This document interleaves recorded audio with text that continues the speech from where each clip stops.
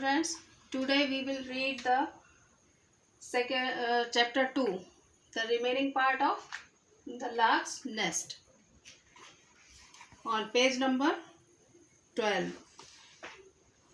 और जो चैप्टर हमने इससे पिछले वीडियो में पढ़ा था तो उसमें बताया गया था कि जो मदर लार्क है वो अपने 2 यंग वंस को छोड़कर नेस्ट में छोड़कर चली जाती है और उसके बाद जो किसान है वो अपनी फसल काटने के लिए, फसल देखने के लिए आता है, जिससे कि उसके जो दोनों यंग वंस हैं वो डर जाते हैं और वो अपनी माँ को बताते हैं. अब आगे, baby lark. Mother, the farmer is going to call his neighbours tomorrow. Baby lark अपनी माँ से कहती है, माँ, किसान जो है अपने पड़ोसियों को कल बुलाने जा रहा है. They will help him to cut his crop. वे उसकी फसल काटने में मदद करेंगे. Mother lark. तो मदर लार्क कहती है, then there is plenty of time, don't worry, go to sleep. Then there is plenty of time. Plenty of time means मतलब समय काफ़ी ज़्यादा है, ज़्यादा समय होना, मतलब तब तो काफ़ी समय है. डोंट वरी, चिंता मत करो. गो टू स्लीप, सो जाओ. Baby lark, why do you से सो मदर. आप ऐसा कैसे कहती हो माँ. मदर लार्क कहती है, if the farmer waits for his neighbours to help him. अगर किसान अपने पड़ोसियों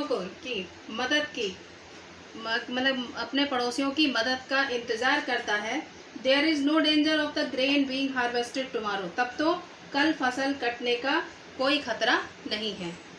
after a few days the farmer and his sons came again. और कुछ दिनों के बाद किसान और उसके बेटे दोबारा आते हैं. They found that the wheat was ripe and nothing had been done. और वे पाते हैं कि गेहूँ जो है पक गया था और कुछ भी नहीं हुआ है, मतलब अभी कोई भी फसल नहीं कटी है. Raghu, father, the neighbours have not harvested the grain. Raghu अपने पिता से कहता है कि पड़ोसियों ने अभी फसल नहीं काटी है. Farmer, there is not a moment to be lost. अब हमारे पास बर्बाद करने के लिए समय नहीं है. We can not depend on our neighbours. अब हम अपने पड़ोसियों पर पर निर्भर नहीं रह सकते. Ram, we must call in all our relatives. Ram, अब हमें अपने सारे रिश्तेदारों को बुलाना चाहिए. Go and inform them. जाओ और उन्हें सूचना दो. That we will harvest our grain tomorrow morning. कि हम कल सुबह अपनी फसल काटेंगे. Ram, yes father. जी पिताजी. दैट इवनिंग, उस शाम को जब मदर लार्क वापस लौटती है तब बेबी लार्क कहती है, mother, we are in danger. माँ, अब हम खतरे में हैं. Tomorrow the farmer will call his relatives to harvest the grain. कल जो है किसान अपने रिश्तेदारों को फसल काटने के लिए बुलाएगा. Mother lark, do not let it frighten you. तुम्हें डरने की ज़रूरत नहीं. यू माई डियर, मेरी प्यारी, you will be safe tomorrow. कल तुम सुरक्षित रहोगी. तो बेबी लार्क अपनी मदर से कहती है, how can you be so sure mother. आप इतना निश्चिंत कैसे हो सकती हो माँ. Mother lark, child, the relatives must be harvesting their own crops. तो वो कहती, बच्ची, जो रिश्तेदार हैं वो अपनी फसलों को काट रहे होंगे.